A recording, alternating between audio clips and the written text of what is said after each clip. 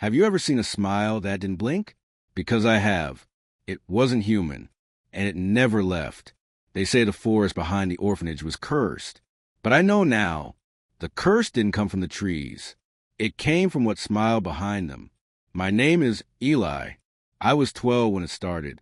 The orphanage was a cold, gray stone building, hunched beneath an ever-clouded sky. Its windows were like tired eyes, too used to watching pain.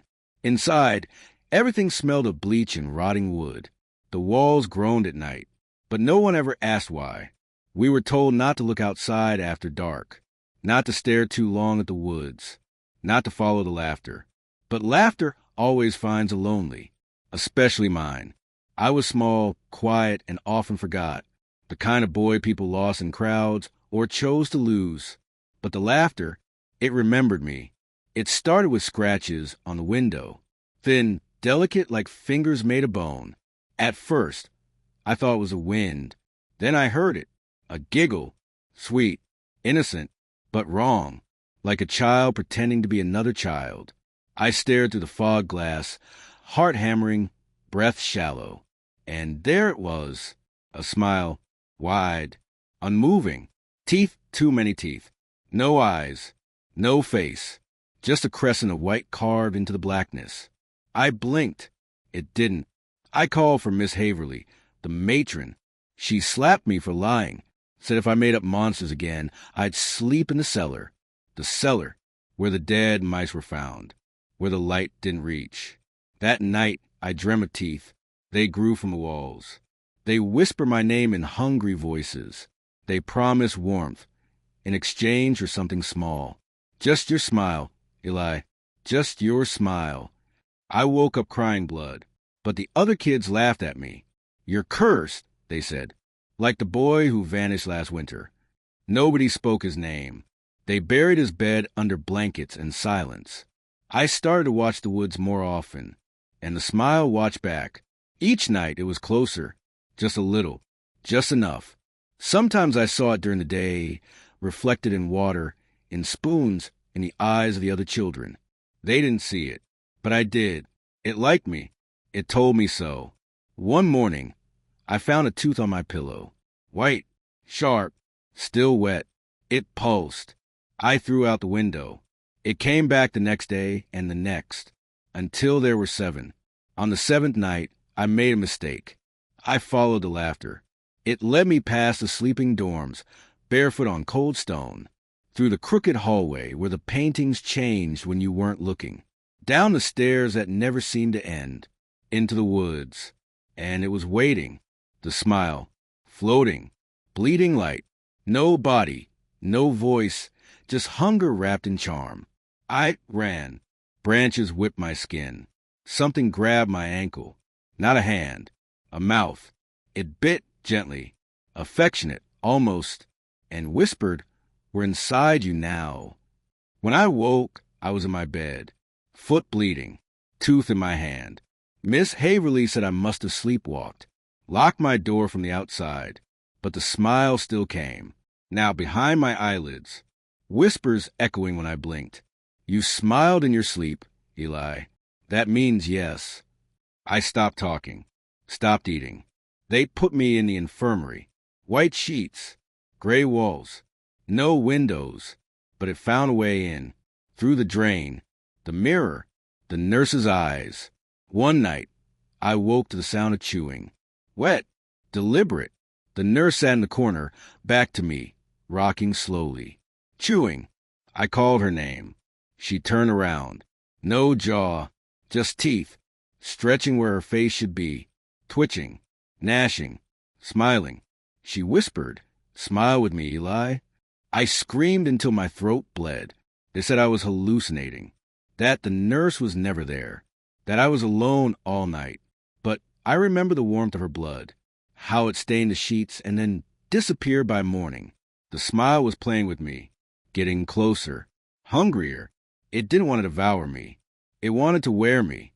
Like skin, I began to see things.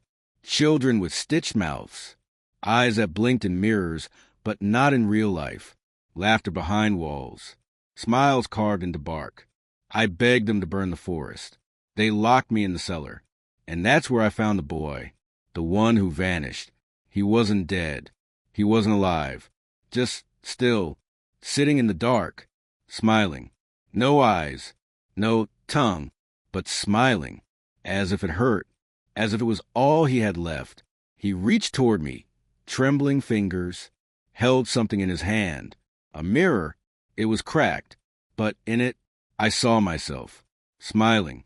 Not just me, but it, behind me, wearing my face.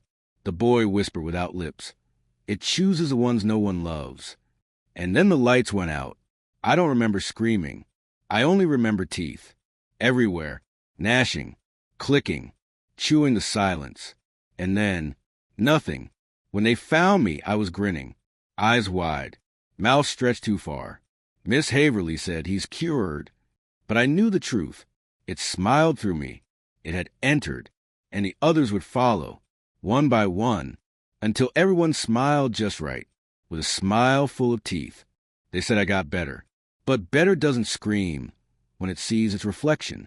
Better doesn't trace teeth in steam. Better doesn't count how many smiles appear when there should be only one. I wasn't better. I was quiet, and the smile like that. The other children kept their distance. Even the cruel ones, the ones who used to throw stones and call me Ghost Boy, they stopped looking at me. Some wouldn't speak at all. I thought they were afraid of me, but they weren't. They were listening to it. The laughter had spread. At first, I thought it was just in my head, but I heard it in the hallways, in the pipes, in the way the clocks ticked, offbeat, like a crooked laugh frozen in seconds. The smile was teaching us to hear it. One child disappeared. Then another. Each time their bed stayed made. Neat, perfect, as if they'd never existed. But I remembered. I kept a list. Scratched it under my mattress. Names etched with shaking hands. Tiny and desperate. Cora, Jamie, Tomas, Nell, gone. No goodbye. No search. Just smiles in their place. Painted on drawings. Carved into trees. Left on mirrors. Miss Haverly never mentioned them. She hummed more often, though, and sometimes I caught her smiling in the dark to no one. One night, I followed her. I don't know why. Curiosity, or maybe something else. She walked barefoot to the hallway, white dress dragging like old paper. Down the stairs, past the kitchen, to the chapel. It hadn't been used in years. Inside, the pews were split and broken. The stained glass shattered long ago. But someone had lit candles. Hundreds of them. They lined the altar. They filled the cracks in the floor. They burned with black flames. And there, Miss Haverly stood in front of something I couldn't see, kneeling, whispering. Her voice cracked and trembled. She said, "We get what you crave. One more, and you'll make me beautiful again." Then silence. And then that sound, wet, clicking, teeth shifting in place. I ran. I didn't look back. But I swear, I felt it grin behind my spine. The next morning, Cora was gone. Her shoes were still by her bed, laces tied, as if she'd simply stepped out of them and vanished into nothing. I told the others, but they only laughed. Not their laughter. The other kind. The kind that crawled out of their mouths. Too deep, too old. That night, I found a note under my pillow. 4 words, scrawled in red. "Your turn is next." I didn't sleep. I waited, eyes wide, back against the corner. And when it came, it didn't knock. It seeped from the floorboards, from the cracks in the ceiling, from inside the walls. It was smoke and shadow and grin. It moved like hunger. It whispered, "Eli, don't fight. You've already said yes." I cover my ears. It whispered louder. "You smiled." I screamed. Miss Haverly rushed in. She saw nothing, but she smiled anyway. And for a second, her teeth looked too sharp. After that, the world began to tilt. Colors dulled. Voices blurred. I couldn't remember my own face anymore. Only the smile. It followed me in reflections, in puddles, in the shine of metal spoons. Sometimes it smiled even when I didn't. I scratched my cheeks raw trying to peel it off. One night, I woke to find my roommate standing at the foot of my bed. Jamie. But Jamie was gone. Wasn't he? He smiled. I came back to bring you home, he said. His mouth didn't move when he spoke. His lips were sewn shut, but the smile stretched across the threads. I asked, "Where you?" He answered without sound. One of many. And he opened his mouth. It didn't stop opening. Rows, layers, circles of teeth, a pit of grins swallowing light. I ran, down the stairs, through the halls, everywhere I turned. Smiles, on walls, on doors, on faces that should have been asleep. They were all awake, watching, waiting, smiling. I reached the chapel again, but it wasn't empty. They were there, dozens of them, children, staff, even Miss Haverly, all kneeling, all smiling, eyes blank, mouths full of teeth that weren't theirs. And in the center, it stood, not a man, not a creature, just a mouth, a towering maw, stretched into the shape of a cloak. No eyes, no face, only lips and teeth and more lips beneath. It turned without turning, faced me without moving, and it spoke through every voice at once. "Smile, Eli." I screamed, but no sound came, only laughter. And then, black. I woke in the woods, not the real woods, not the ones behind the orphanage. These trees, they pulsed. The bark breathed, the roots twitched, and the leaves whispered things I was never meant to hear. It was always dusk here, never light, never dark, just the kind of gray that makes you forget your name. I tried to move, but the ground held me, soft, wet, warm, like skin. It rippled under me, sucking at my back like it wanted to pull me deeper, to bury me in its grin. I stood, slowly. My legs trembled, as if I hadn't used them in years. And then I saw them, children, all around, standing between trees, motionless, watching. Their smiles were carved into them. Some bled, some twitched, all silent. I knew their faces. Nell, Jamie, Cora, Tomas, lost, but not gone. The forest had kept them. I called out. No answer, just a rustle of laughter through leaves. Then a sound. Footsteps. Slow, deliberate, wet. I turned. It was Miss Haverly, or something wearing her shape. Her body stitched from mouths.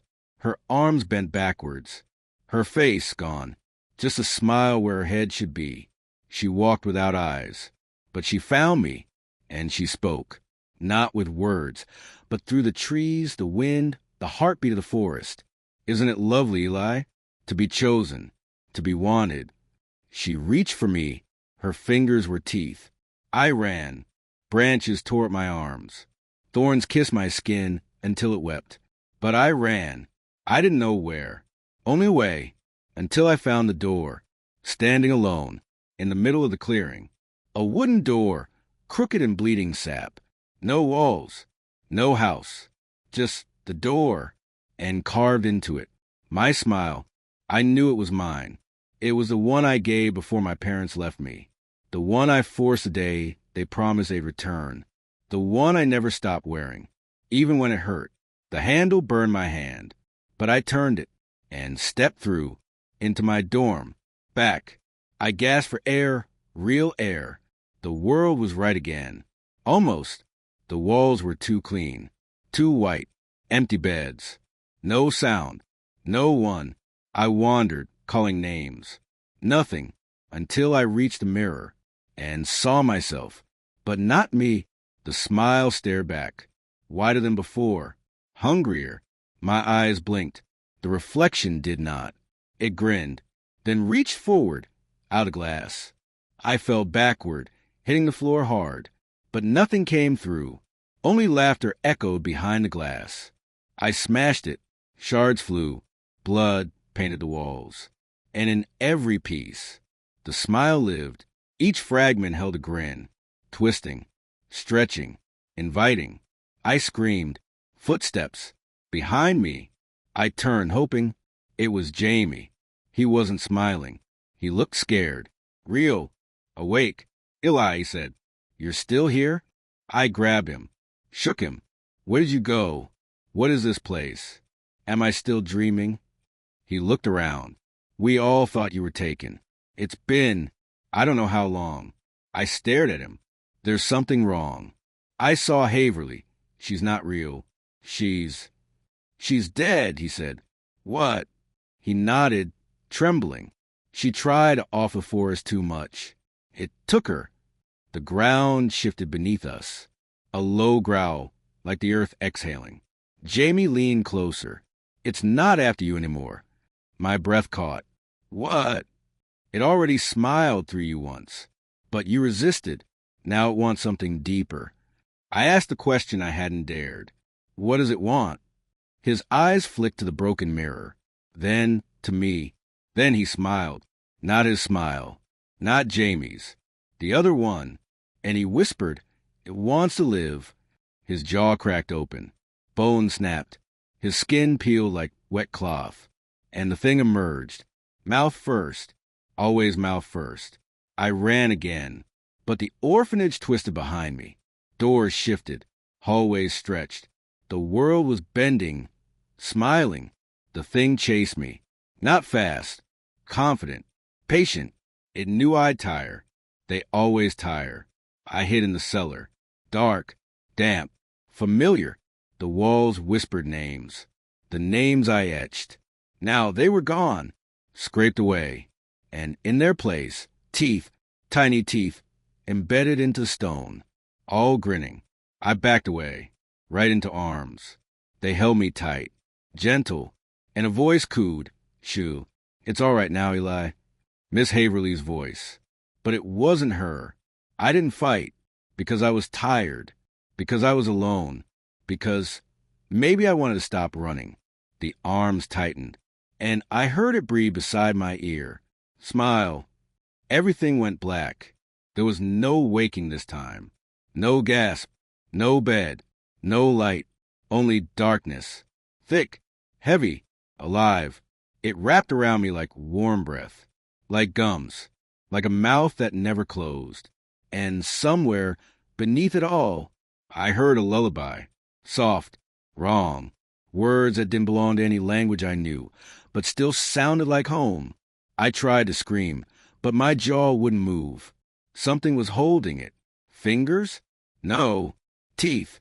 They lined my throat, pressed against my tongue. Every time I tried to speak, they bit. I stopped trying. There was no time here. No past. No future. Only the slow gnawing of something becoming me. I remember my name. Then I didn't. I remember my parents. Then their faces twisted into grins I didn't recognize. I remembered pain. Then it smiled and I welcomed it. And then I opened my eyes. But not in the orphanage. Not in the woods. In a house. A perfect little house. Sunlight through lace curtains. Fresh bread on the table. Laughter from the next room. It was warm. Safe. Wrong. I stood slowly. Everything in me screamed. This wasn't real. But I wanted it to be. There were pictures on the wall. A boy. Smiling. Me. There were drawings on the fridge. Crayons. Smudged fingerprints. Smiles. So many smiles. I walked down the hallway. Each step softer than the last. The floor giving way like muscle. Like tongue. I opened the door to the next room. And there they waited. My parents. Sitting at the table. Smiling. Not moving. Not blinking. Their mouths stretched too far. Their teeth too many. Their eyes glassy, like marble stuffed in too deep. And between them, a birthday cake. Candles lit. Happy birthday, Eli. They said in unison. I stepped back. They stood. Too fast. The table slid away without sound. The chairs vanished. And they came toward me, arms outstretched, as if to hug. But their hands were mouths. Open.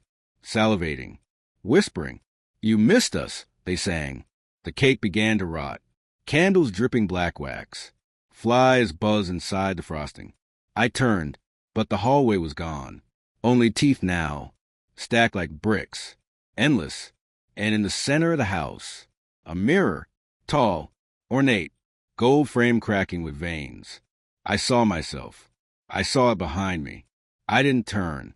The reflection moved without me. It smiled. And then it reached up and peeled its face off. Beneath was another face.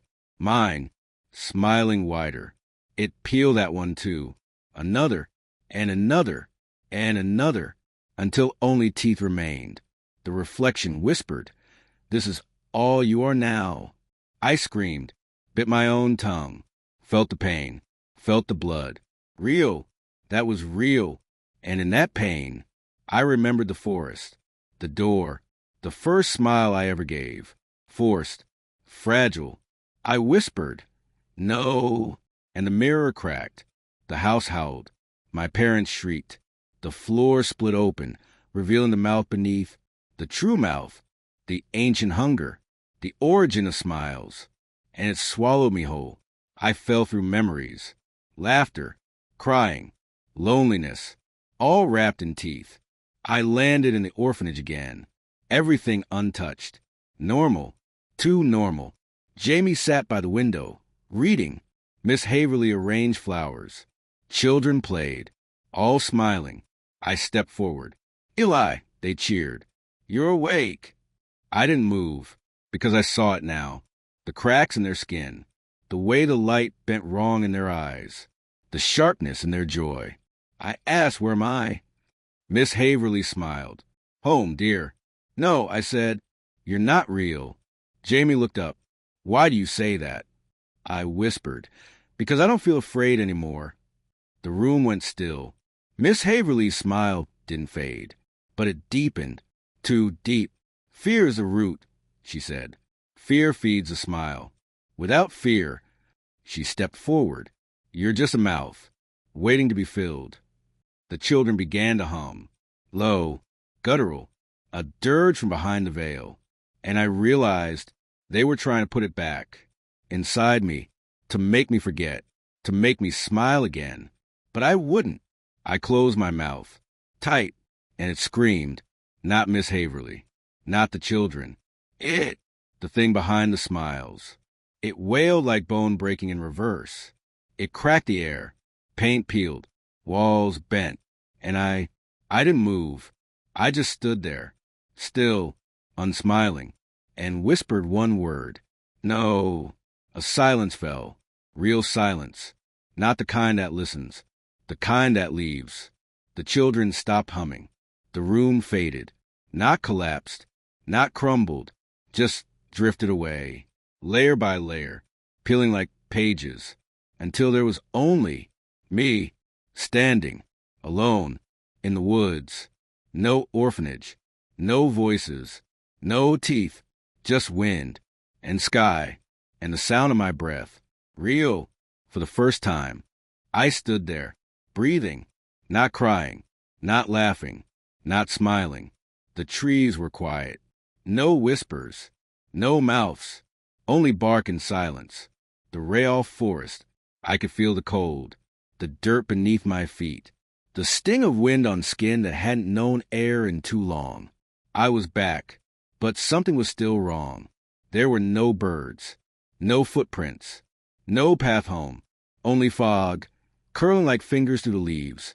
I walked, one step, then another, each sound echoing too long, as if the trees were listening, as if they remembered.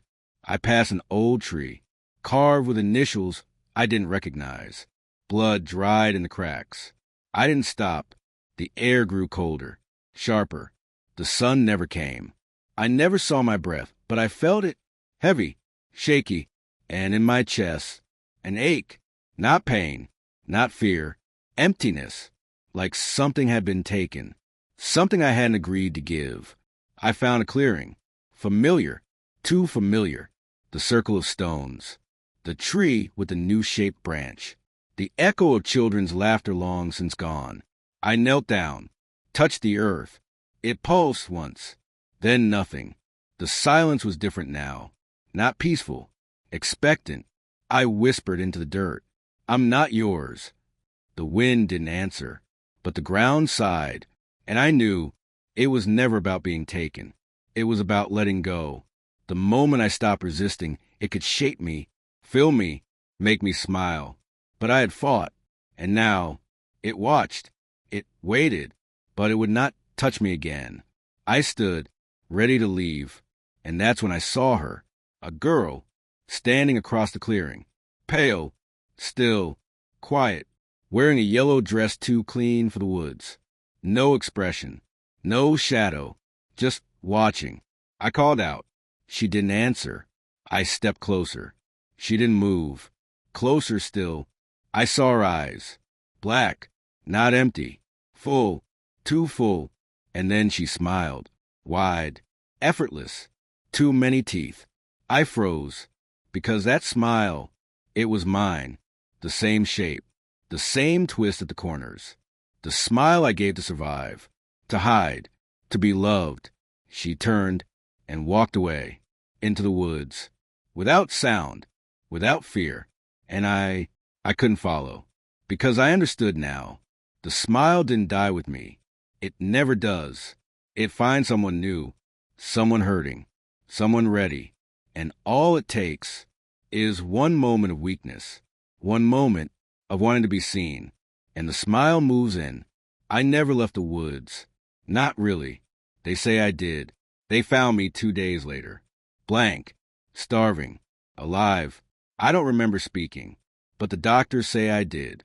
They say I whispered the same thing over and over, again and again. I didn't smile. I live with a new family now. Nice people. Warm house. Big mirrors. I don't look into them. Not anymore.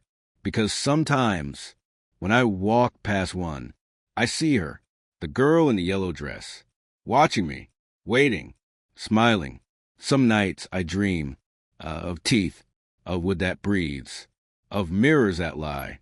But mostly I dream of the silence, the moment right before it takes hold, when the world holds its breath and decides if you're ready to be hollowed out, if you're ready to wear the smile. Sometimes I wake up screaming. Sometimes I wake up laughing. But worst of all, sometimes I wake up smiling. And I don't know why.